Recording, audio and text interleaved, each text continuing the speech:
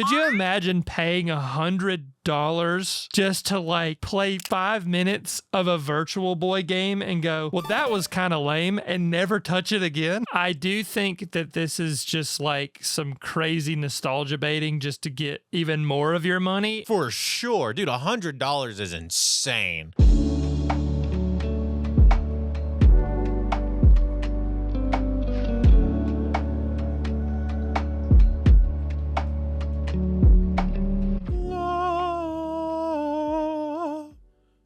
We are live. We've done it. We've done it. We did, in fact, do it. Welcome back to Things We Like. Sorry, I took that over because it's fall now. We get the flannel out. Look at Brooks dressed up. It's his season. It is. It's my favorite season of all time, of fall time, if you will. Of fall time, if you will. And golly, we're back. We are so live. We are so in this. We are in the thing. I'm going to put this in the Discord, and then we should be ready to roll. I'll do a little bit of a runoff here at the beginning. Today, we're going to talk about lots of things. Kind of particularly talking about Nintendo stuff. We got a lot of good, a whole lot of bad. Yep. Some things that we're very, very worried about in the future. Also, I would like to discuss the handheld, both retro handheld and PC handheld gaming spaces. But before we do that, Brooks, there was a Nintendo Direct that we didn't talk about because we record on Tuesdays and it came out on Thursday. Yeah, we did miss that. But so we have thoughts. We have thoughts. All right, so I'm gonna bring up, just for everybody's viewing pleasure, if you're watching this with us, either live or on YouTube after the fact, I'm gonna bring up the IGN article, kind of talking through all of the bits about this here Nintendo Direct September 2025, and it talks about everything that got announced and whatnot. So, and I like the way that it actually kind of separated this. First thing that it's got on here, Brooks, is Metroid Prime 4. Okay, so here's what I'm going to say about Metroid Prime 4. Kinetica walked, so Metroid Prime 4 could have a bike. Dude, yeah, you're right. This is actually, the bike is actually very sick. Do me a favor real quick. The bike is actually very sick. Before you pull this up, just Google images of Kinetica. It's a very old PlayStation 2 racing game, and it was one of my childhood, like, maybe not favorites, but it was one of the more unique games that I played growing up, and I will never forget it. It's so iconic, and the soundtrack, look how small that is. I know. But yeah, look at the way they are. So it's like it takes place in this like apocalyptic, futuristic, like thing. Whatever. It's there. There it is. It's on the wiki. So, but these people are like half human, half like enhanced cybernetic racers. And it's just like one of them literally, like a lot of them are just like human bikes. If not all of them are human, like racing machines. Here's a good picture of one. Yeah. So like, think of this, and now Metroid with this like super sci-fi inspired, very elongated bike. Yeah.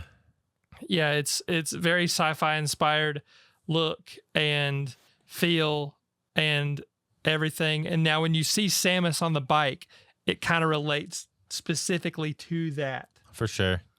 Dude, I mean, and this, I gotta say, I keep saying I'm worried about this game, and every time I see a new thing about this game, I'm less worried about this game.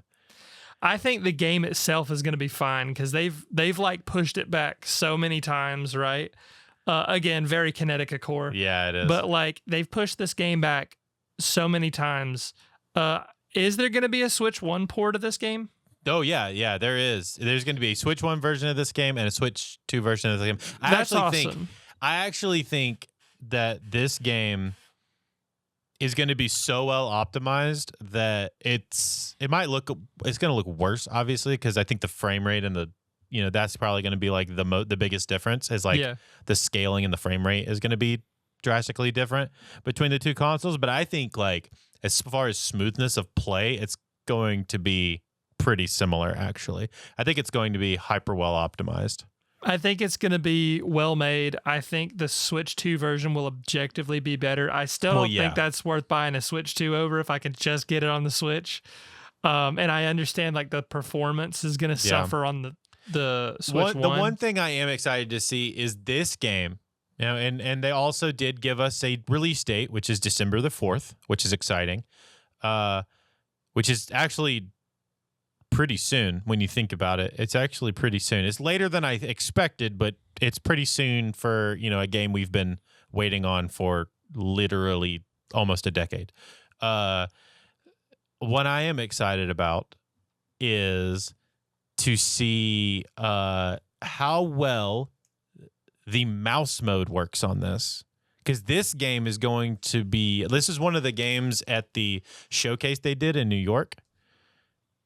Is one of the games that they really kind of pushed the mouse mode on. Like they had a lot of different people try the mouse mode out,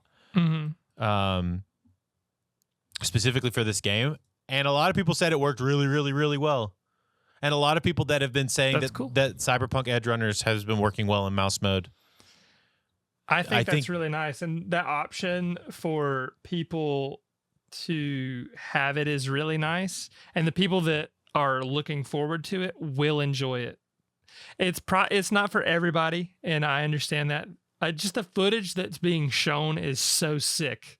Like, this is such an improvement and an evolution for Metroid, and going from like that third person to first person, like, oh my God, this will probably be the one of, if not the most well-made Switch 2 title.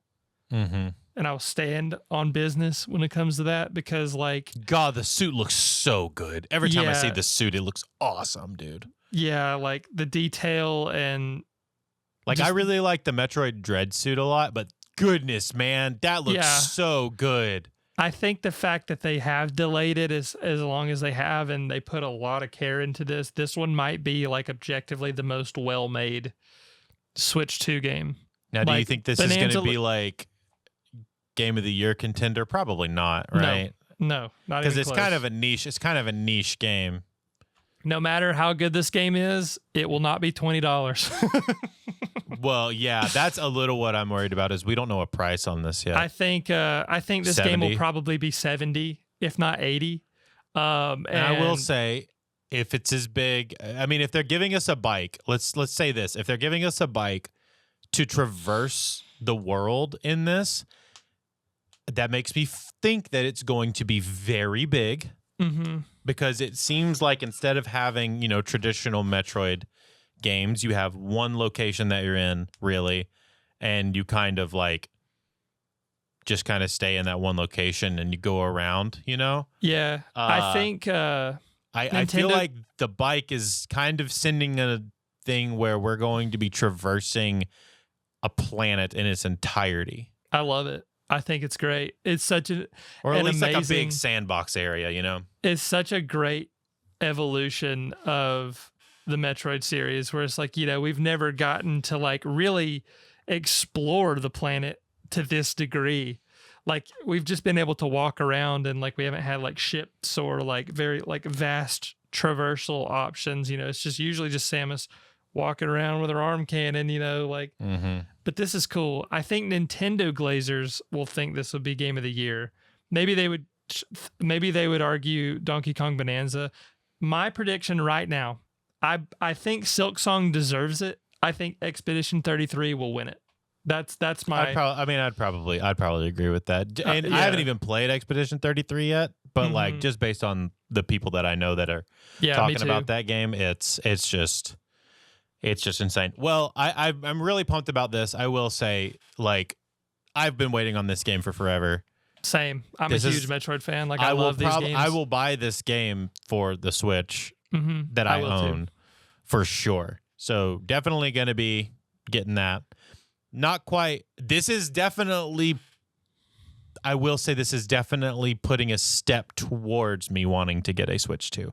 This is not a reason yet, but now we're getting some like actual game contenders that like make me at least think about it, you know? Yeah, I agree. I think we're working. So moving on to more games we think might do really well. Fire Emblem. They announced a new Fire Emblem, Fortune's Weave. That's cool for Fire Emblem fans. Yeah. I don't personally care at all. I am not a Fire Emblem fan. I do love these kind of games. I just specifically don't play Fire Emblem because, I do like RPGs. Yeah, I've heard Two Houses. That's the game for the Switch. The Fire Three Emblem Houses, 2, yeah. is it Three Houses? Three Whatever Houses, that is. yeah. I've heard that game is really, really, really good, and the people that have played it love that game. I am just not a Fire Emblem person. Sure. And that's one of those series that I do need to give a second chance because I've tried it in the past and I just didn't like it. It looks really fun. I like some of the old Fire Emblem games like Sacred Stones and stuff. It's fun. I haven't played any of the modern ones, mainly just because there are other games that I would rather. I think that's the thing is there are other games that I would like to play rather than Fire Emblem. So it's never been a thing that I've been, dying to play. However, this one does look really great. Just the look of it looks fantastic. And I like the Colosseum theme. I don't know. Maybe I'll dip my toe into this one. It looks really fun. I do know for Fire Emblem fans though, this is a big deal. Yeah, Fire Emblem fans weirdly eat every year. At least every other year for sure. It's every other. I don't know the exact timeline, but Fire Emblem fans they stay full. For sure. I'll just put it that way. For sure. All right. So moving on to, we're going to run through some of these pretty quick. We got Donkey Kong Bonanza DLC. Emerald of course Rush they'd make DK DLC Island. for that shit. Yeah. Of course they'd make Monkey DLC. Monk DLC. And I mean that's not that. That's just somebody talking about it. Yeah, it looks cool. I haven't played the game yet, but it looks fun. I do like that they've expanded the world and it looks like a pretty big DLC. I will say that. Looks like it looks like a new level, which to a lot of people be like, it's only a new level. But the levels in Donkey Kong Bonanza are huge. Eli says, meanwhile, we still can't get another Mario Baseball. And I'm like, that's what I'm saying. Truth. What's up, Eli? You're right. Mario Baseball. All right. Now Great we start getting into stuff that is just what are we doing here? All right. Pokemon Pokopia. Brooks, I don't know if you've seen this. I have. Definitely have. This is a life sim farming game. Starring a Ditto. Another one? What? Crazy, right? Starring a Ditto that is transformed into a human, which is crazy talk. And it's also a little bit Minecraft in it as well. Yeah. I don't know. Let's see, where is it? I think the concept is really cute. Yeah. People who like this kind of stuff will really love it, and it's a Pokemon version, so it will obviously if you like do well. Animal Crossing and Pokemon, this is your wet dream. Yeah. I'm feeling a little dry on it myself. But yeah, but I say it's definitely not. It looks cute. It's not. It's just not my thing though. I will not be Yeah. This is one of those games where I have to grasp that they're not making a game for me. Yeah. For sure. I think it looks cute and kind of cool, to be honst. And I know I won't be playing it. It does look fun. It is not a game for me or you, really. Right. Yeah. But I think it's a good expansion as far as gameplay styles. Yeah. All right. So inoffensive is the word I would use for that. For sure. All right. Now we got Super Mario news. Because they, it's Mario's 40th birthday or whatever. And so they announced, top of the direct, they announced the Super Mario Galaxy movie, which I think is an interesting choice. Mm-hmm. And here we can play this little trailer. They announced the Super Mario Galaxy movie. I kind of expected them to not be this far because I kind of expected it to go Super Mario, the movie. Yeah. And then Super Mario World. and then like expand into the dinosaur world, like Yeah. like the SNES game. Uh-huh. And then I expected Galaxy after that. Right. You didn't expect the full stop, like, Yeah, I didn't expect us to jump basically like a ton of different options in between. yeah. Even though I I get know for a that. fact in the movie, Peach says it's a big galaxy out there, like as alluding to like Super Mario Oh, Galaxy. She yeah. alludes to it in the first movie. Mm-hmm. Um, You know what's crazy? I love that Mario can sit. Like, I like when characters sit under a tree yeah, and they're relaxing and they're depicted as like resting. Never once do they get bitten by ants. that's If that were me, I always get bit be by tore ants. up, dude. Everywhere ants are. I've because of like bugs and stuff like that, I don't ever envision myself like propped up next to a tree just relaxing with a hat down because I know my ass is getting bit by something. For sure. Well, so we got Super Mario Galaxy coming in 2026, and I mean, same cast of people, main cast at least. Nothing's really changing there. They did do us a little dirty, and they didn't announce any new voice actors with this movie, which I'm a little Yeah. upset about. Like, you can't give us anyone. Yeah, it's like this is like the teaser where it's like, oh well, they might have like they could have Yoshi in this one. They could have No, they're like, gonna have Yoshi in this one because at the end of the first movie, there's a Yoshi egg and it opens and you hear Yoshi at the very, very end. It's like a post credit. Nice. It's like a post credit scene in the Oh, first I one. see. So that's a thing that happens. And you see Luma, and we assume that what's her name is going to be there. The mother of all the Lumas. Rosalina, yeah. So Yeah, that you is. kind I of like assume that that's going to be the case. I like what you said about it's like, yeah, I didn't expect them to jump all the way to Galaxy now. Like I didn't think Yeah. about that till you said it. But yeah, I mean, Mario Galaxy is one of my favorite Mario games. Like definitely in the top 5, and I love Yeah. that they're the Super Mario Galaxy movie is a great move. But let's talk about how they're selling these games to us. Yeah, so let's talk about this. Super Mario Galaxy and Galaxy 2 are getting bundled release in October 2nd with a new amiibo, which is fine, whatever. Now,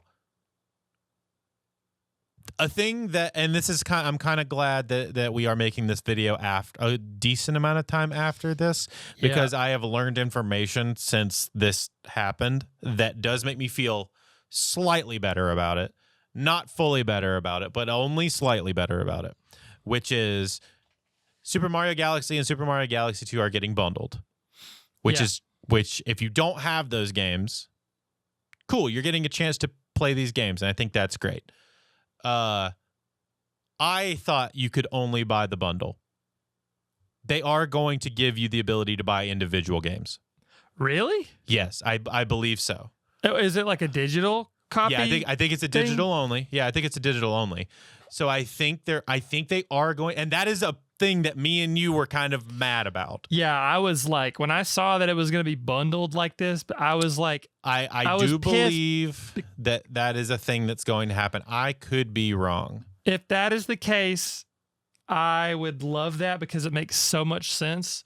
Because if you already have the All-Stars version, you have this version of Galaxy, unless they tweaked it or did something different. Now, I could be wrong. I could be wrong about that, but I feel like that I saw that somewhere. Now, I could just be fully like dreaming about that.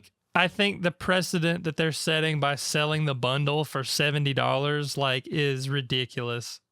Yeah, so I'm gonna swap over here to this tab.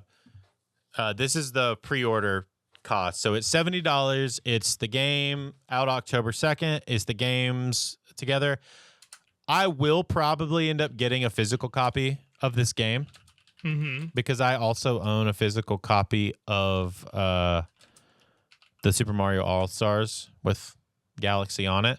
But I want Galaxy 2 on a physical copy. Oh, so what I'm seeing, I looked this up, it says Yes, you can buy Super Mario Galaxy 2 on the Nintendo Switch separately, both physically and digitally, as part of the new collection that also includes the original. Oh, that's what? That's not separate. That's what I'm saying. Or It's like I that. get. The verbiage is confusing. Yeah, so allegedly you might be able to buy. Oh yeah, I see on Best Buy Super Mario Galaxy 2. But is that the original? Let me see. Is it for Nintendo Switch? It says digital eShop. Yeah, so Yeah. I'm seeing this So I thing think Super Mario Galaxy. Yeah. I think it's going to be an eShop thing. I think you're going to be able to buy the bundle. I think you're only going to be able to get the bundle physically, which is fine. I understand that. Yeah, whatever.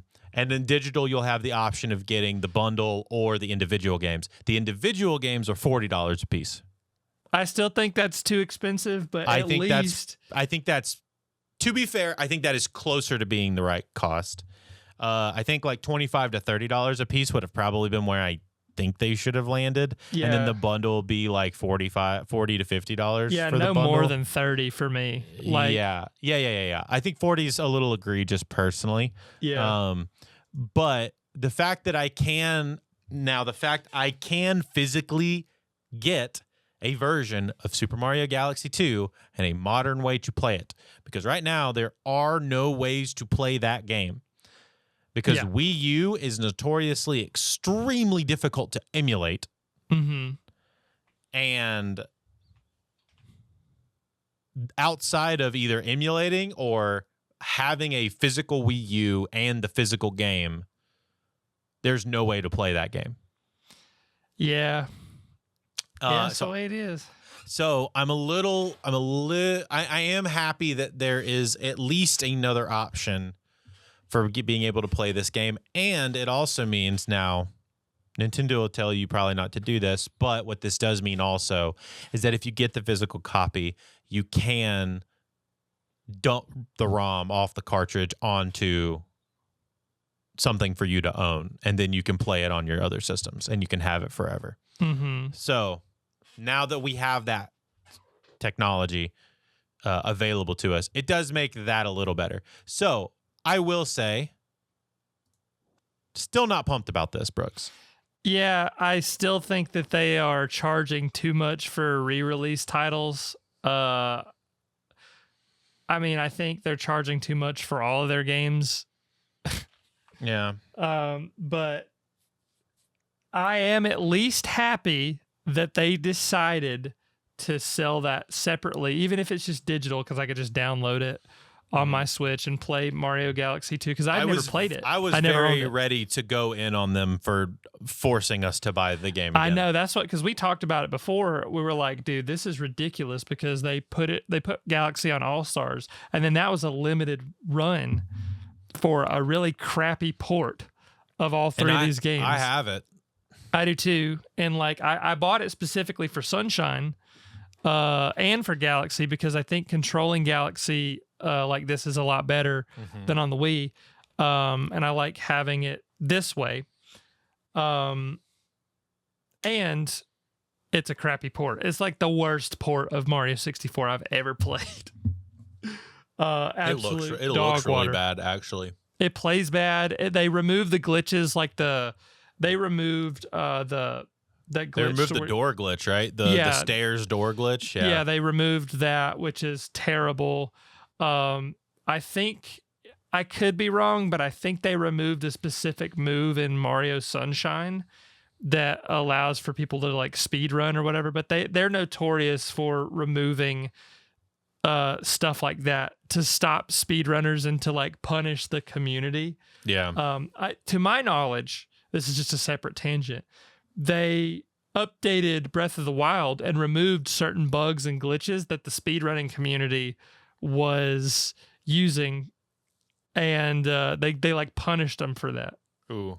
Yeah. And maybe it was just to fix the bugs, but like those bugs were exploited. Were a fun part of the game for some people. Yeah. Like bugs are a fun part of games, and I personally believe they should be left in. Yeah, well, especially some of those kind. It's more features at this point after it's been. Yeah, I mean, if it doesn't cause long. the game to like absolutely just crash, like one of my favorite glitches in gaming ever is the Souls duplication glitch for Dark Souls. Like, they left that in. It was in the original, it's in the remaster, which I'm happy that they left it in because you don't have to do it, but you can do it. And that's Gives the you the best part option, about too. those bugs and glitches. For sure. Well, yeah, I do feel a little bit better about it now that they separated it. I still think the price is a little bit egregious in my opinion, but Right. the fact that we do have a way to play that game in 2025/2026 Right. Also, does make me feel better about it. Eli said, would love to see Microsoft sue Nintendo a la Nintendo v Yeah, Power World. for this stuff. Oh, Yeah, yeah, for, for that one. It's for the like, yeah, we Pokopia can. stuff. That's a good point. I didn't think about it. We'll get to that. We'll get to the patent stuff here in a minute. That's a fun conversation. We can do it, just nobody else can. Rules for thee, not for me. All right. Yoshi game. I think Mysterious Book is a terrible title. Yeah, terrible title. I will say this game looks awesome. Yeah, Like, I've seen some of it and it looks great. really cute. This is also like that's a great looking animation for sure. They couldn't have called it like a tome or something. This also feels like a child's game. Yeah. This doesn't feel like, which is like, once again, similar to Pokopia. This game just isn't, I don't think, going to end up being for me. However, it looks like a game that you get for your kid whenever you're like trying to teach him how to play Mario games. It's in the same, I guess, well, I don't know the word I'm looking for, in the same vein of like Yoshi's Island, which, I mean, it's clearly that's the kind of game they're making, but like Yoshi's Woolly World and Yoshi's Story, like they're supposed to be cuter and targeted maybe for younger kids, but also for people. I mean, this is adorable, and this would be like a turn your brain off, just enjoy kind of game. Yeah. You know, like a fun platformer with Yoshi mechanics. And Yoshi's just one of the most endearing Nintendo characters ever created. You know, it's just, it's very cute, very iconic. I think it could be a really fun game. And it's a little different than the Mario formula because of the movement and like the objectives and the collectibles. And I still think the Mysterious Book is a stupid name. It's such a bad name, yeah. Spring 2026, so it'll come out kind of early next year. I am excited to see it. I am actually hoping that, because it looks like we only see early levels on this. I am kind of hoping that it gets maybe a little bit more difficult as it goes, or has the plot ability. Twist, the Mysterious Book is just the Bible.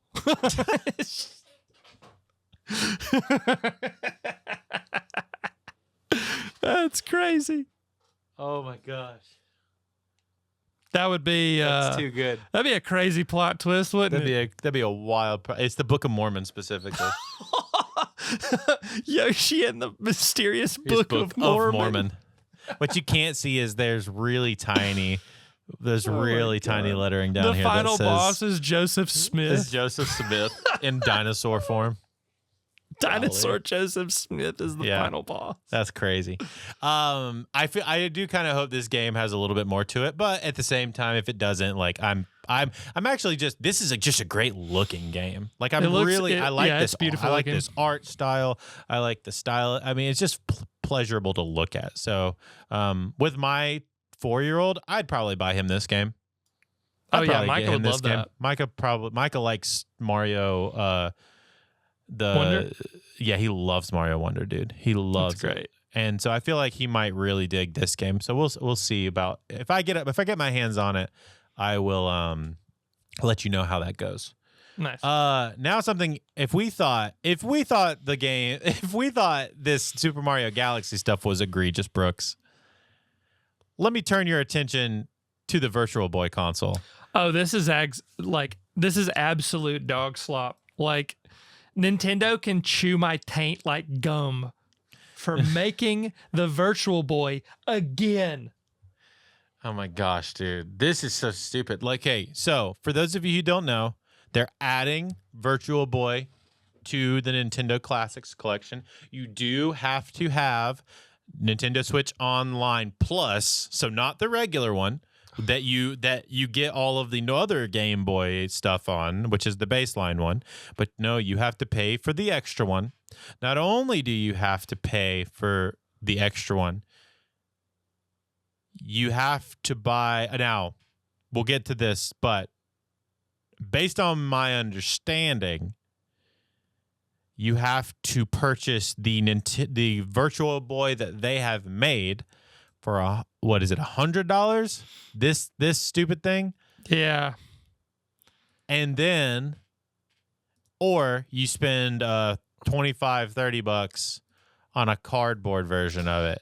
So let me find it. While you look at that, I'll give you some insight into the Virtual Boy to my knowledge. So I think one of the best videos ever made about the Virtual Boy is the Angry Video Game Nerd video for the Virtual Boy. Sure. He played every single Virtual Boy game that there was. There's only like 30. Yeah, of course. Actually, I think there's only 24 that were released in America, and the rest of them and were there's some that were like very obscure. But the point that he made about the Virtual Boy is like a lot of these games aren't even really that bad. Wario Land specifically for the Virtual Boy is the first mainline Wario game. Like you get it, and technically like Super Mario Land 3 is a Wario game. Wario Land, yeah, you're right. But the Wario Land, the very first actual named Wario Land game is on Virtual Boy. The games on the Virtual Boy, a lot of them, like especially the mainline ones, like Wario Land, Mario's first Mario Tennis game. Yeah, they're like actually pretty decent games. They're not like groundbreaking by any means, but they're actually decent games. It just the biggest sin that they commit is not even their own. It's just being on the Virtual Boy that makes it terrible, because the Virtual Boy was notoriously difficult to play. It, like, according to people who have played it, it hurts your eyes. It's because if you have never seen a Virtual Boy game, here I'll pull up a clip of it playing one. Yeah. Right now, it is all red and black. Yeah. Like, that's gonna hurt your eyes and give you some motion sickness if you're not used to it after a while. Yeah, it's uncomfortable to play, and like the way that you're supposed to do it, they don't really have, like, it's very ergonomically designed against you because you have to like prop it up on a table, or there's no like headset version that you can have to like put your face into the thing. And for this one, you have to you as you can see here on the screen, you actually take your Switch out of its dock and put it inside the helmet. Could you imagine paying $100 just to like play 5 minutes of a Virtual Boy game and go, well, that was kind of lame, and never touch it again? Yeah, that's why I am glad that they at least have like the cardboard version for $25. But now here's the thing that I don't know yet. And shout out to the Wolf Den boys, brothers, that over on the Wolf Den podcast, because they brought this point up in their podcast episode that they did recently, which is it required? Like, do you have to have these models to play the games? Or, because we can play Virtual Boy games now on emulators. Right. So, like, it's not actually that difficult. It's basically just like a Game Boy game. Yeah. As far as like usage, it's not a very intense on like a CPU usage situation. Is it going to be like split? Like, is it going to be in two halves on the console? And like, you can see inside this little thing right here. If you look, it's got the two eye hole pieces. Like the way those work is the game is like physically split in half and like shifted. Yeah. So that like if I open up the game, is it going to look weird unless I have one of these stupid models? Or are they going to give you the ability to play it normally and just like toggle a thing that says I am using the model, or I'm not using the model? Yeah, I don't know. I think this is one of those things that we're just going to have to see when it comes out. I do think that this is just like some crazy nostalgia baiting just to get even more of your money. Dude, $100 I think is it's insane. ridiculous. $100 is insane. Yeah. Yeah, that's crazy. And they're only going to have 14 of the Virtual Boy games, and not all of them are some of them are Japanese only So ever it's released. not even all the Virtual Boy games, which No, would be it's really only- easy to do. Yeah. Well, you can't. So they probably couldn't have like Waterworld because it's a movie license. It's also game. it's also like one of the worst games ever made. Yeah, I've heard. It's so bad. I've heard it's not good. It's actually. Let me see if I can find it. It looks awful. Yeah, Waterworld, and it's funny because in the Angry Video Game Nerd episode, he says, "Dude, wouldn't it be crazy? Like, isn't it a crazy idea that they picked Waterworld of all games because the game is black and red. Like red would be the opposite of water." Yeah, conceptually, golly, dude. if it was like This looks black and so blue, bad. Oh it would make gosh. it would make a little more Hold sense. on a But the fact second. that it's red is like, it's just weird. Hold on a second. Oh my goodness, dude. This is just so bad. Yeah. Hold on. Wait for it.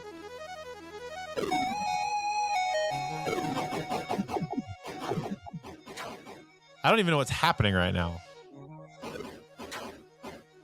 Oh Some my. people flailing in the water. You're shooting some ships. Oh, What is happening? what a crazy concept for anything. Dude, yeah. This is terrible. Do This you is know much terrible. about the movie Waterworld? Yeah, I mean it's a good movie. I like the movie. It's one of those movies that it had like a huge production budget and just kind of didn't do so well. Like it was Yeah. an expensive movie for the time. Yeah. And it was It received has a as cult like, following. It has a cult following now. yeah, it was received as like, this is okay. You know, it's not like James Cameron Avatar level of like, whoa, like Yeah, craziness. I mean, I thought it was good. It was like Peter Pan on a boat, kind of. Yeah. I mean, it was good. I enjoyed it.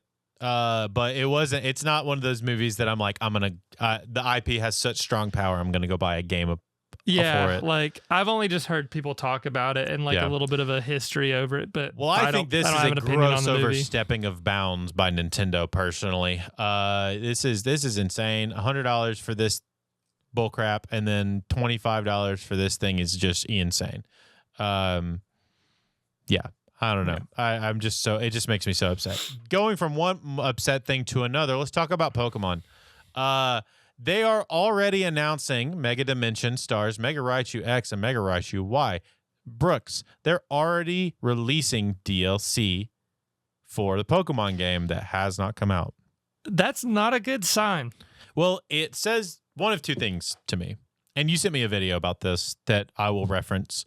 It either means that, number one, the game that we're getting, the ZA game that we're getting, Mm-hmm. isn't the full game. That's one way to look at it, which I think that's what your video said that you sent to me, which I thought was an interesting take. Or that they don't believe in it at all. That's what I was about to say is like, dude, usually like that video said, they wait a couple months and then they announce the DLC, but they're announcing the DLC like immediately, which is like not a good sign. It means that they don't believe in the actual the actual strength of the mainline game. Yeah, and the fact that the full experience of this game is $100 without tax. And you get more story in this DLC. So that means they've locked part of the story behind the paywall of a paid DLC. Yeah, and oh my god. And then like they allegedly there's issues with Pokemon Home, like you can't transfer these Pokemon to Pokemon Home. Yeah, I saw him talk about that in that video you sent me. I thought that was really interesting. Something about like the Pokemon that you catch or get or okay, let me say this correctly. Any Pokemon inside of Legends ZA cannot be transferred out of Legends ZA. So if you catch a Pokemon inside of Legends ZA, it cannot be transferred to Pokemon Home. if you take a Pokemon that's in Pokemon Home and transfer it to ZA to use it in your team, it cannot be transferred back out. Yeah. That's my understanding. Terrifying for people who did not know that. Yeah, if you lose your Pokemon forever because of this stupid thing, like I literally just have like, I know it's going to sell well, and I know people are going to be like, oh, well, it's fun. It's this and that and this and that. I have absolutely no faith in this game. I'm not personally buying it. I'm not spending money. Yeah. Like a lot of my friends are, and I'll ask them about it, and that's totally fine. Like, we'll see some gameplay of some friends, some streamer friends of ours that play these kind of games. Yeah, and like if they enjoy it, I'm happy for them. I'm just not. This is the first time a Pokemon game has come out that I'm just like, nope, I am not doing it. Yep, not dealing with it. This is not a good sign for the game at large. So we'll see. This will be a big we'll see. We're not saying anything else negative about it because we've already ranted and raved about we've ran the gamut on that. This game. But this is just not a good sign and kind of leans into our preconceived negative notions about how we feel this is going to go. Yeah. All right. Super Mario Wonder's getting a upgrade. Super Mario Wonder is getting a Switch 2 edition in spring 2026 alongside a new multiplayer-focused meetup in Bella Bell Park. This new mode takes place in a plaza that encourages players to team up with friends and family to collect the most coins, run and hide in Fanto Tag, work together to pass a bomb, and much more. The main game will be getting more content and enhancements, but those will be announced at a later date. Fans can also look forward to owning a talking flower of their own physical version of the character from Super Mario Wonder. Will be released during spring 2026, and yes, they will talk. Mm-hmm. Wow. It is, and here I'll show you the flower. This kind of goes in hand with the whole Super Mario Bros. 40th anniversary stuff. Yeah, it's a talking flower, and they're getting you. I don't know. I assume it's gonna be like another $20 like upgrade card or whatever for the Nintendo Switch 2 version. Man, they are really just nickel and diming people with these Nintendo Switch 2 versions, dude. Yeah, that's what a lot of people are having issues with. It's like, hey, do you want to play a better version of this? Well, you're going to have to either buy the whole game again or pay to upgrade it. Either way, it's going to cost you. Like, you don't own this. We can do whatever we want. Like, if you have the game, it's like, hey, just here's a free upgrade for this. Like, I'd love to see how much money they're actually making on these upgrades and if it's even worth it. Like, I feel like most people... I feel like most people that are buying are probably getting the upgrade passes too. Yeah, and it's like they don't really have a choice. Like that's the worst part. Is like, I mean, you can still play the old game, and it doesn't really like affect anything with the new console. You get better frame rates, you get better high resolution, more power, stuff like that.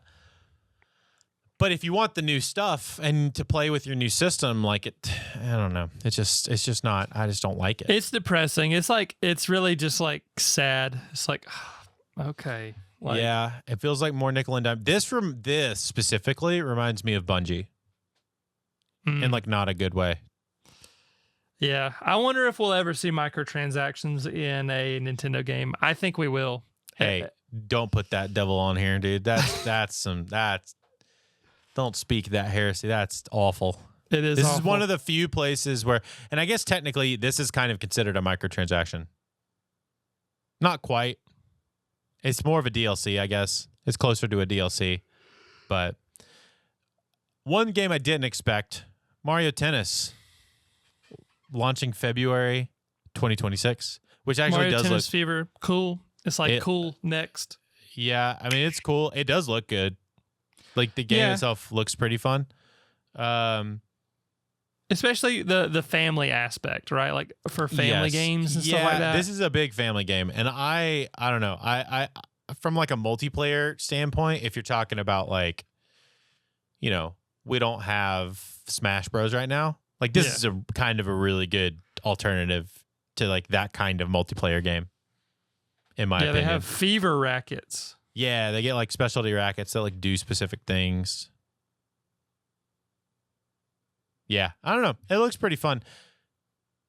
And then 40th anniversary. Yeah, we talked about that. Hyrule Warriors, Age of Imprisonment. Bro, there was a bunch of Warriors games on this thing. Mm-hmm. There was this one. There was this one.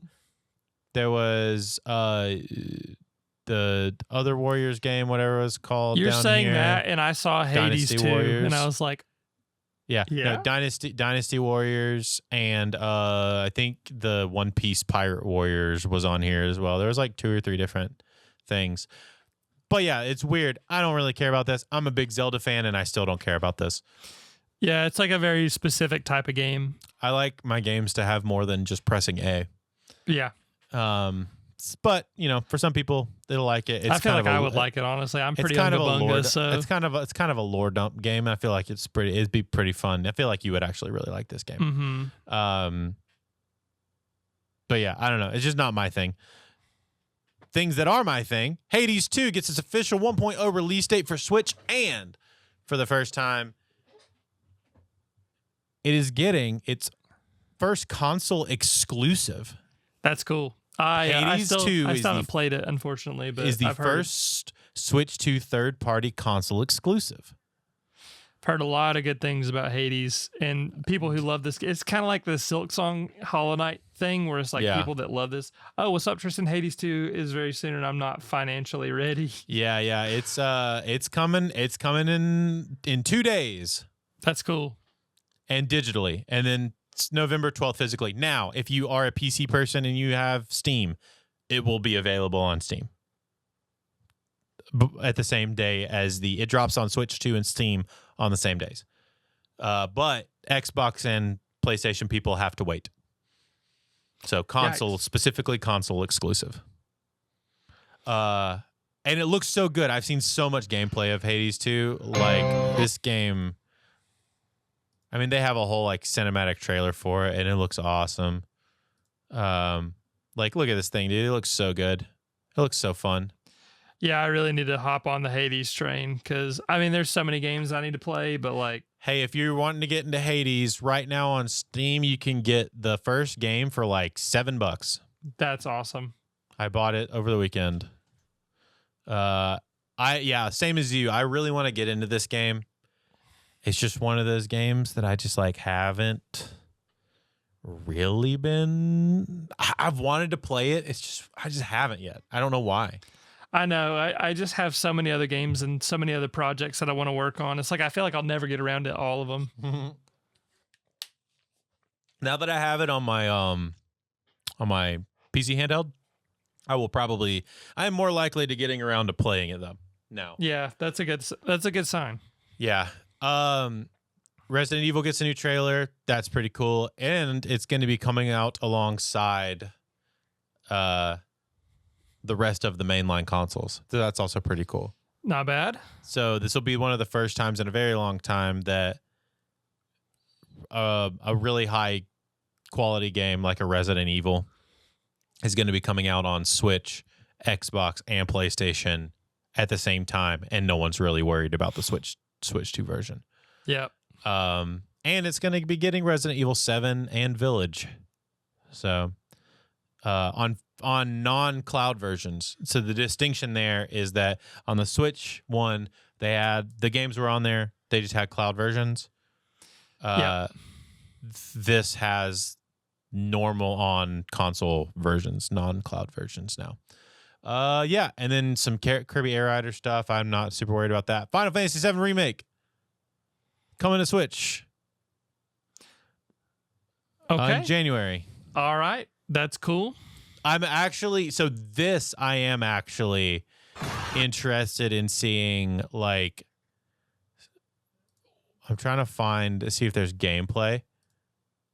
And if it says like gameplay is on. Nope, it doesn't say. I want to see this game's gameplay on a Switch too. I'm intrigued about like we're interested in like the performance. This is very much a performance driven game. Yeah, it's like this is kind of like a how do I articulate this? Like a hardware showcase. Yes. Very much like a graphical fidelity showcase for the its upgrade. I mean, this is kind of part of the reason when we've been talking about the Switch 2 that we were so excited is like higher resolution, giving us games that are on modern consoles, like, expanding with the growth of everybody else, bringing a lot of these games that people want to play that may not have Xboxes or PlayStations over to Switch and giving them the ability to play them. This is kind of like this is going to be making a lot of cases for other games to be brought to the Switch if it works as well as people think it will. Yeah, I hope so. I have high hopes for that. All right, I'll burn through the rest of these real quick. Tomodachi Life, meh, don't really care. Dragon Quest 7 reimagines. It's got actually a very cool art style. I'll show you. Look at this. It's pretty cool.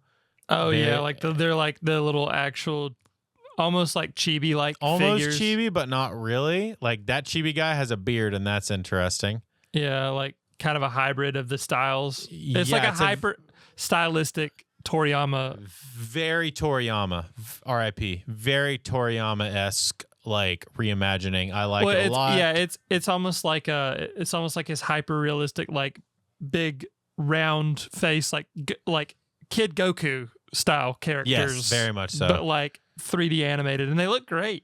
They do. I'm a big Dragon Quest fan, as you know. Love those games a whole lot, and I feel I've never been able to play this one because this was I want to say this was a Japanese only game. I think this one was one of the Japan only games. So didn't ever get to play this one, and I'm very excited to play that one. They made a couple of things, the biggest of them being they added mouse controls to Stardew Valley for Switch. Cool. Which actually is pretty dope for those that are big Stardew Valley people. And then, trying to think the Monster Hunter, Dynasty Warriors, we talked about that stuff. Suika game. Stormlancers looks pretty cool. The big last thing was Fatal Frame. They're announcing. I've heard of this, but I don't really know anything about it. It's a horror game. Fatal Frame is one of those like very Japanese games where you run around and you use a camera. Ooh, Team Ninja. That kind of like what a call. Attention. I know, what a call, right? Like when you see that, you're like, oh, this is actually gonna be pretty cool. You use the camera obscura, you're a little camera guy, to calm the ghosts, calm the souls, the spirits that are haunting places. It reminds me a lot of like old Resident Evil, where you're not really necessarily fighting a whole lot. It's a lot of like running and hiding and calming, and it's cool. Very cool. It's very cool. I actually think you would really like that game, Brooks, because it's a very just like different game in general. And it looks really good. Like, what was the first Fatal Frame released? Really good. It's very Japanese. Yeah. But yeah, very cool. About to say, I don't really care. I don't think about the rest of this. Nope, not really. Yeah. So, I mean, for some people, this direct was really good. I know a lot of people. I know a lot of people were really pumped about this one. Right. I just was not impressed. Because, like, for me, it's like, okay, we got some Metroid Prime 4. I was already excited about that. So there's nothing there that's kind of new. The Mario Galaxy thing, I think, is fine. Partially makes me mad, but then, like, it's like, well, I can play the second one. That's cool. Yeah. None of the Warriors games I cared about. The Pokemon stuff I super didn't care about. Yeah, it's like Hades 2 I was already excited about, and it's already been in pre game, like, so whatever. I will say the biggest thing about this direct, is that it still does not convince me that I need a Switch 2. That is the worst and most egregious part about it. Yeah, not yet. Like It's done nothing. It's done nothing to prove to me that I have to get a Switch 2. I know that I don't need one because I can find like Hades 2. I could play that on Steam. Like Mario Galaxy, like I can buy a digital version on my Switch. Like Metroid Prime 4, I could again buy on my Switch. It might not be optimized for it, but I don't really care too much about that. Like, I mean, if it is like unplayable on the Switch one, then that would be a different thing. And that would be on them for not optimizing it for the Switch. Yeah. And that it'd still be on them and they'd be scummy for it. But like, I still absolutely 100% am not buying a Switch 2. If you want to, that's awesome. I don't really see any value in buying a Switch 2. I'm a little further along than you on that. I think I'm starting to see the positives. Yeah. Mainly Metroid Prime 4. I'm starting to see like that's going to be a really cool game, and running that really well, I think is going to be really fun. Final Fantasy, even though I can get that on my Steam thing, like if I didn't have that, if I couldn't get it on Steam, it would be a really cool, I think, option, especially for people who are like not Steam people and that are mainly Nintendo people. I feel like if you're only a Nintendo person, this was a really great direct. Yeah, yeah. I feel like if you are only a Nintendo person and you are on the fence about getting a Switch 2, this probably sold you on getting a Switch 2. Yeah, like a diehard Nintendo fan would love this direct. Yes. And they'd be eating real big. For sure. And like or like if you're a Fire Emblem person, like that's huge. Like I'm just not that person. Yeah. If you're excited about the Pokemon game, I guess having DLC beforehand is fine, but it still worries me. Yeah. I just feel bad for the consumer every time Nintendo does anything now. Yeah. And the Virtual Boy thing, like it's cool for like keeping those games alive in a way. I hate that if they are forcing you to pay for the physical things, then I hate it. Right. If they're not and it's able to be played without them, then cool. Yeah. I would love to be proven wrong. I would love to be wrong about this and be like, hey, they actually do offer a way to play this without this piece of shit. But like, even like doesn't look like it though. They kind of positioned it in a way as like the only way you're going to be able to play this is by buying these Virtual Boy. You know what's sad? Do you remember Nintendo Labo? Yeah. I thought those were cool. Those are really cool, and they didn't sell well at all. You know, and that was like timing. I know it was peak Nintendo ingenuity. And like, I think that was Nintendo doing what Nintendo does best. And like, people didn't buy them because I mean, they're kind of clunky and expensive, but for an experience, I do think that I love the effort behind it and I love the passion behind it. This doesn't translate over to the Virtual Boy. It just seems arbitrary. At least this had creativity and passion behind it. And these are really cool. It's so cool because it was kind of like how they marketed Rob, was like a toy. And these are toys. And this for kids, especially young, creative kids, like this is a dream come true. Like I would have loved that as a kid. Yeah. And unfortunately, this is a really hard sell. Yeah. I think it's because they came in.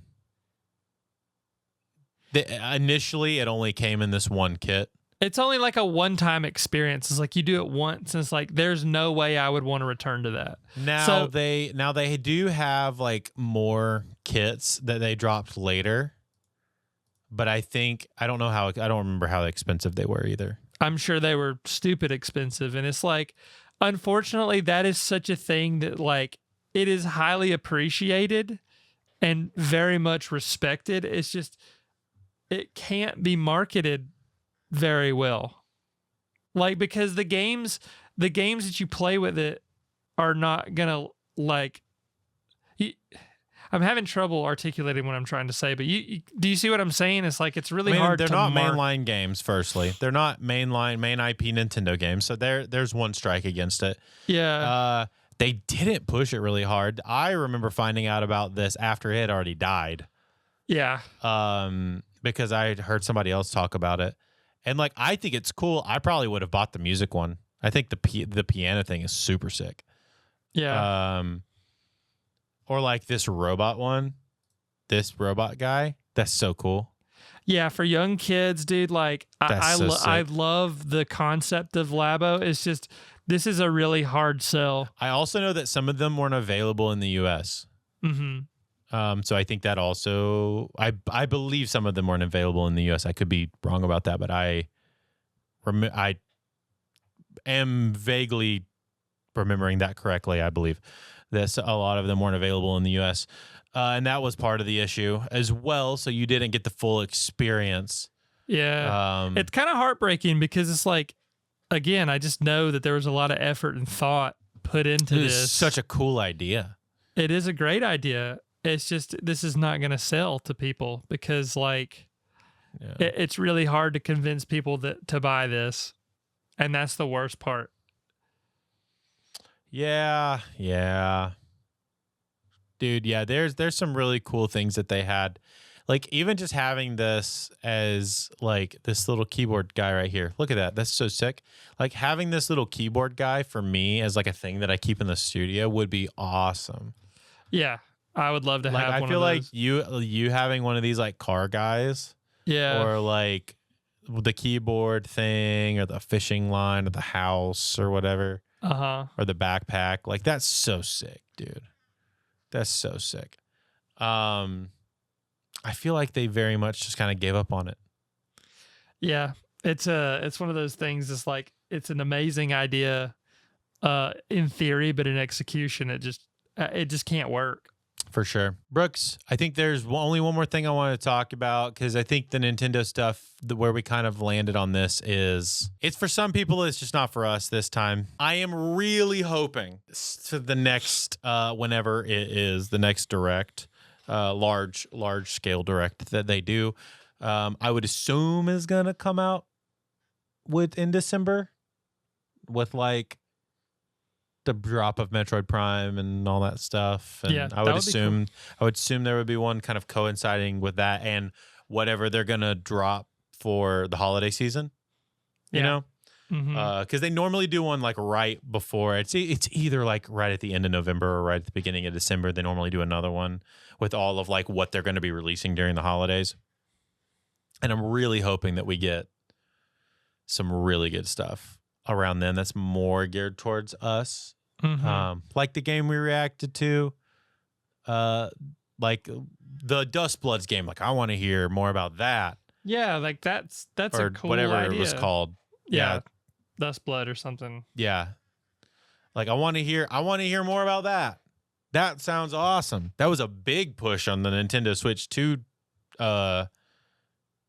direct that they did. Like there was a huge thing about that. That looks awesome. So yeah, just some of that stuff. I want to hear more about some of that stuff. Right. So Brooks, last thing I want to talk about, and maybe this is a totally separate video and the podcast ends here and I'm going to stay live, but we can just keep on talking about this. I'm a little worried about the handheld gaming space. Now, you're not super familiar as much with this. This is more of my all I know is what I know through you. So this is more of my expertise area. I'm a little worried about. So when I say handheld gaming, I want to clarify what I say. There's kind of two aspects to it. There's the emulator space, which I've shown you and turned you on to that space. I think is really cool. And there's also like the PC handheld space. And I think all of that's really cool. And we've done a really good job. The Steam Deck kind of drove a lot of that stuff. I thought that was really awesome. Obviously, the first Nintendo Switch kind of drove people to be like, oh, we can do games in handheld mode. And like, that's awesome. And then people started getting in. I mean, people have always kind of been into ROMs, but people started making devices specifically to play ROMs. And then Yeah. we started getting into this world of, making things like this guy, my Ambernic RG35XS SP, which is basically like a Game Boy Advance SP type handheld, which I Yeah. love. I love so much. I am worried that they are moving into a space of being way too oversaturated with this market. Mm-hmm. On the retro handheld side, I'm worried that the retro handheld side is getting way too oversaturated, and that the PC handheld side is kind of not only diving into this exact same space being oversaturated, but also overpricing themselves. So I want me and you to watch a little bit of a video from Bob Wolf kind of talking about some of this stuff. Let's watch a little bit of it and then talk about it, because I feel like you'll have some opinions about this too. Everything is expensive and there's too much of it and there's not enough of an incentive to purchase it. And that's bad for business for the whole world. This is my yearly "there's too many handhelds" video, except this time it's a little more serious and a little worse than just, look, Anbernic made another rectangle again. Yeah. The new PC handhelds are coming out, and they're looking like they're gonna cost more than some full-size desktop. Oh, pause that. Nintendo That's crazy, right? $1,300. more than Because it's kind of like a not a laptop per se, but it's kind of like this is a PC handheld. This is a PC handheld specifically.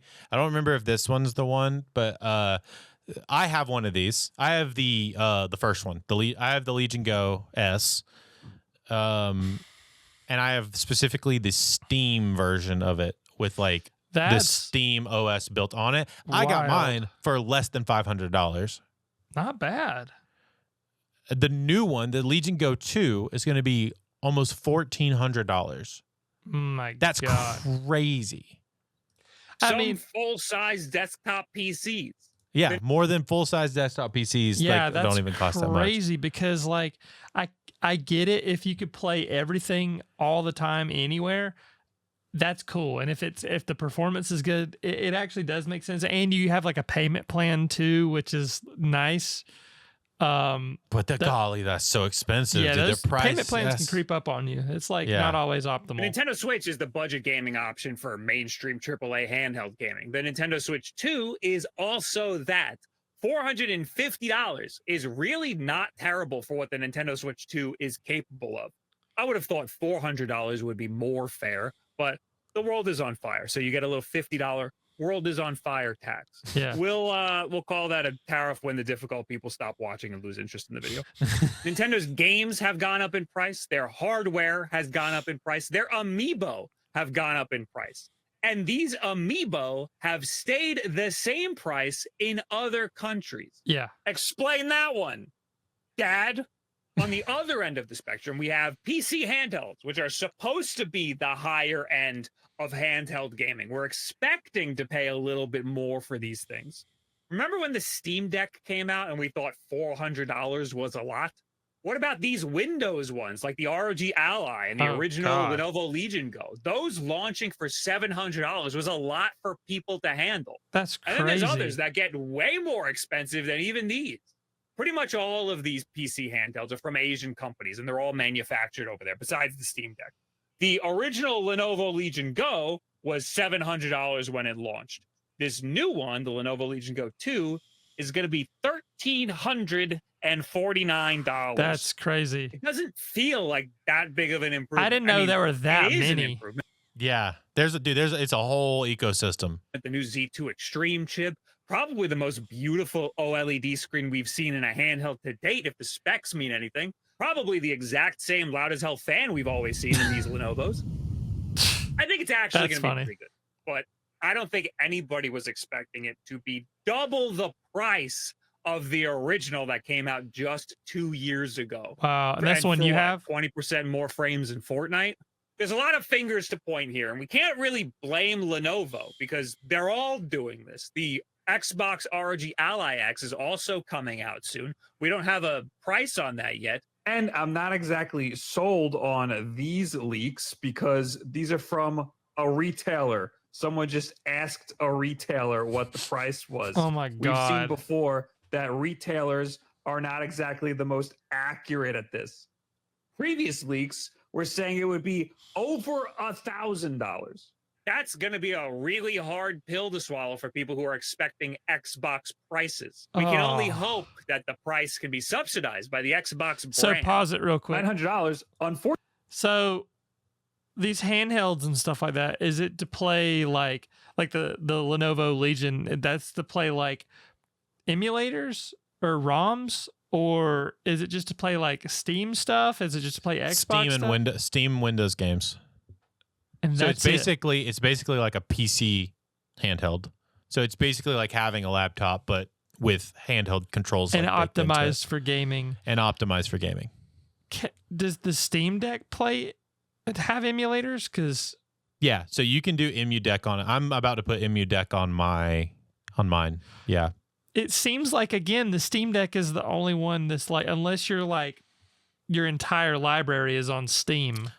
Yeah, sure. I just didn't really like the way the Steam Deck felt. So that's Yeah. why I bought the other thing. But Yeah, I got the that's other fair. thing for like $50 to $60 more than what the Steam Deck costs. Yeah, and So- I think that makes sense to me. It's like wherever you game the most, have something that is compatible with that.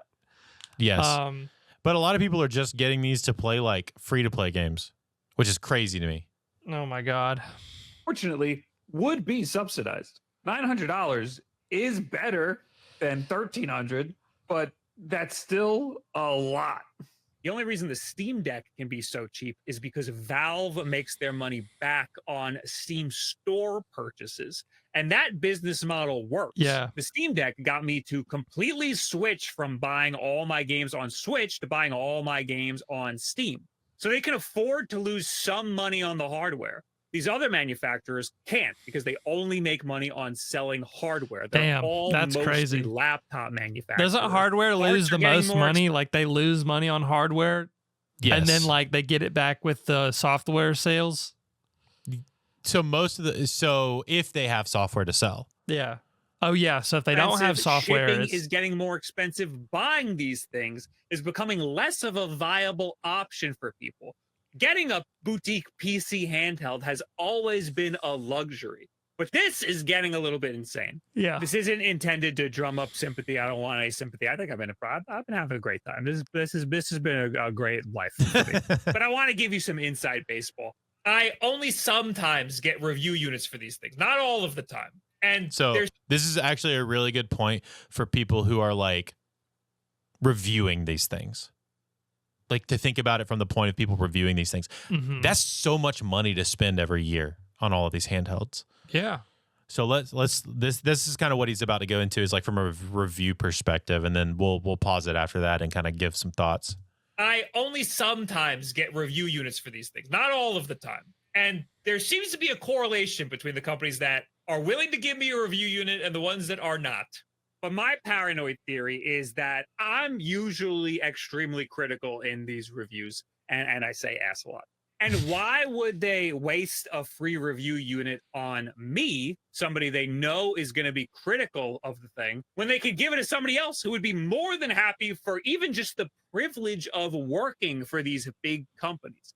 There are people who would be over the moon to just receive a free gaming rectangle to add to the pile of their other gaming rectangles. I have received comments before, people telling me I'm not very grateful for receiving these free products. I'm very grateful to be in this position that I'm in. I am reviewing a product and I have to review it without the bias of this gratefulness that you speak of. I have to pretend like I spent my money on it. Whether I spent the money on it or I didn't spend the money on it, I have to act like I did, okay? So Mhm. that's the mentality I'm going into. I'm not going to let these companies sway me by giving me a free $1,300 rectangle. I have said in the past that I actually like buying some of these products because then I get to review the buying process, which is often overlooked in these reviews. That's a good and point. Also, then I get Mhm. Yeah, I there's a couple of handhelds that I've literally bought because he went through the buying process and showed me like how easy it was and how good they were at getting stuff to him. And there are certain handles that I specifically have not gotten because also because their process were like, oh, it took them like 3 months to get me my thing. gross. Yeah. to review the actual retail unit, which is often different than the review unit that reviewers get. But there's two problems with this. One, I get the products way, way later than other reviewers. In the case of these Asian PC and Android-based gaming handhelds, that means months after other people have already reviewed them and put up their reviewed videos. The Ioneo stuff sometimes ships over 2 months after reviewers post their reviews of the Oh my product. God. Meaning my review is going to be 2 whole months late. These products are also sometimes crowdfunding campaigns, which we'll talk about later, but that sometimes means you can't even buy it anymore by the time my video goes out. So what's even the point anymore? Anyway, the second issue with buying these things for a review is that they cost money. $1,300 is a fucking lot of money. That's creeping into not even financially worth it territory. I don't have a high CPM here on YouTube, and I'm sure you've already seen every other YouTuber complaining about how views are down on YouTube, which we will talk about. This is going to be a good old-fashioned rant. I highly recommend you guys go check, whoever's watching, go check out that video from Bob. I'll send it to Brooks to put in the description of this video. Highly recommend going to watch that episode from that video from Bob. He does break down a lot of stuff. Brooks, I want to get your thoughts on some of that stuff because I know like you having worked for YouTubers on a lot of different aspects too, like the whole having to do the review but it not being a review is like a very weird territory. And yeah, people just be happy to do stuff and review things because they get stuff for free. And yeah, I want to hear your thoughts. I really like the point that he made about the buying process and the reviews because like I think a lot of problems that people have with YouTube reviews and stuff like that, like that's why people love Donkey so much is because like he'll get the game as fast as possible and he'll play it and he does not pull punches. And historically he has been given review copies before, he trashed it, and then they got mad at him for doing that because he was honest. And I think that I didn't think about how difficult and how much of an arduous process it is to review stuff like that.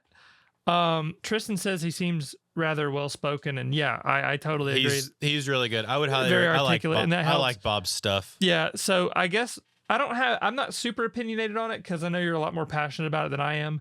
But I think as far as like reviewing stuff and like the time frame, and it kind of speaks to how fast content needs to be sometimes, and that sucks because like he even said it's like by the time that his review comes out, it's almost not even worth talking about sometimes because you either can't get the thing anymore or other people have already talked about it.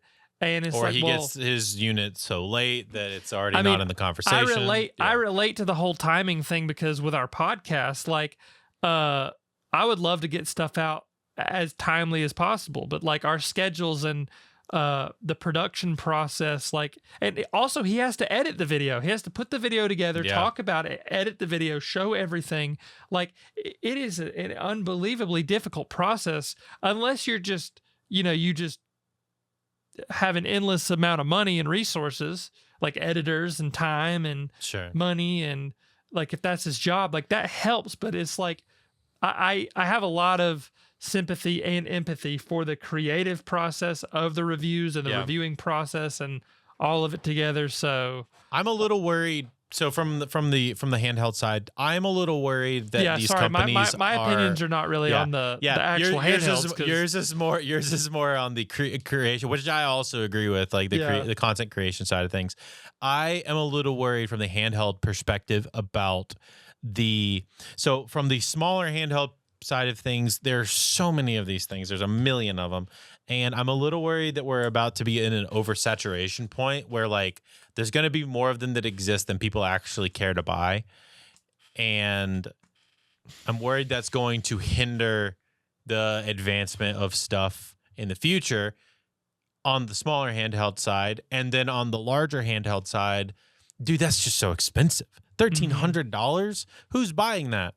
Like, it's not, in my opinion, it's not worth it to buy something like that to get a slight frame bump and a slight you know what I'm saying? It's just it's like you're paying twice as much for like a little bit extra. It is just and like the current consoles we have play a lot of the high-end stuff great. So like Steam Deck, which is the older of the options that he mentioned, like still plays Baldur's Gate 3, still plays Elden Ring, still plays like God of War, plays all of the stuff that you want to play on Steam. And like my console, I have the Lenovo Legion Go S, and plays all that stuff perfectly well. And I can run emulation on it. And I can, I have all my games. I can play my Silk Songs. I can play my Baldur's Gate 3 games. Yeah. And I don't know. It just doesn't seem like that big of a price bump to go from. I mean, brand new, the one that I have was like $500 or $600, and I got it for like $480, I want to say. And to go from that to $1,300, almost $1,400, which is like double what the original one was, which came out listed at like $750, is just crazy to me. It's just crazy to me. And I don't, like he said, I think as the way that Steam's able to keep theirs so cheap is because it's subsidized by, the games that people buy from the store. But like Lenovo, Asus, they're laptop manufacturers. They're not selling games. So like, if the prices are just going to keep going up and up and up and up and up on these things, it's like they're very close, in my opinion, to starting to price themselves out of the ability to make this lane viable. Yeah, it seems like they had a good thing to start with, and then it just got way too out of hand way too quickly. Yeah, well, and I'm sure like too much of a good thing. Well, I'm sure that, current shipping prices and tariffs and all that kind of stuff aren't helping the situation. Current state of the world economically is probably not helping everything. Yeah. But at the same time, I don't think it's doubling the price level of hurting it. No, I don't think so either. Like if they went up like an extra $100. Yeah, it would make sense. Yeah. That but stuff like that makes doubling sense. The price seems like even egregious. Even going from like 700 to almost 1,000, I could almost say that 700 to 850 makes the most sense to me. Sure, but yeah, I understand what you're saying. Yeah, like I'd say that's pushing the limit, but I could still understand. Yeah, it's just doubling the price is just crazy. That's just crazy to me. That I just wanted to bring that to the table because I feel like it's something that needs to be talked about and something that people need to be paying attention to, because those things also do start to affect the way people make games and the way that game manufacturers think about stuff. And if that's the level that the companies that are just making the hardware are, like how much is it going to affect your Sonys as we start looking towards PS6s and your Microsoft as we start, like he said, we start looking at the Ally Xbox like console, handheld console, and their next, whatever the next iteration of that, their home Xbox console is going to be. Yeah. I think we're looking at something that we need to at least be paying attention to. Right. I do think that it will fall under the radar because Yeah. I don't really see that. Like, if you didn't bring it up, like, I know there are people talking about it, but it's not really super popular in the conversation right now. I think what people are focused on now is like anti-consumer practices by like Nintendo and Microsoft and all For these sure. other companies. Like that's the most popular thing that people are talking about. But like the handheld gaming market and the fact that it is being oversaturated now, and the fact that they're charging that much for something like that, like that's a problem too. It's another problem of the gaming industry that I think will be ignored. But I also think that problem will then bleed into the other stuff. It very well can, yeah. And I feel like there's going to be a moment. I feel like there's going to be a moment where we look back and we go, we should have seen the cost of all of these consoles skyrocketing by looking at the handheld market first to see that their prices were skyrocketing. Now we see our PS6s are $1,000 and people are like, what the heck? That would be a bad day. But I think I have to start wrapping things up. My time is I know you do. coming. Thank you, everybody, for checking out the podcast. Thanks for this episode of the podcast. Loved you being here. Hey, if you watching us, thanks for sticking around. Please hit like and subscribe. And while you're here, check out some of the fun stuff that we've been doing. It's been really good. We've been putting some React videos together, putting some episodes out. It's been a good time. Got a lot of new faces here. It's really fun. Yep. Also, if you like listening and not necessarily looking at our dumb faces, all of our episodes go up on the audio platforms. Just check out Things We Like podcast on wherever you listen to your podcasts. And yeah, we are there. And they will get uploaded eventually. It's yeah. I tend to forget those, but they will go up. I promise. Yeah. It's a little less regular, but they do get uploaded as soon as we are able to get them uploaded. We try to get them uploaded as regularly as we possibly can, at least every other week, though, Brooks. It ends up being at least every other week. So, yeah, thank you so much. And we love you. We will see you guys next time. Brooks, do you want to send off with anything specific? Nintendo can still eat my butt cheeks.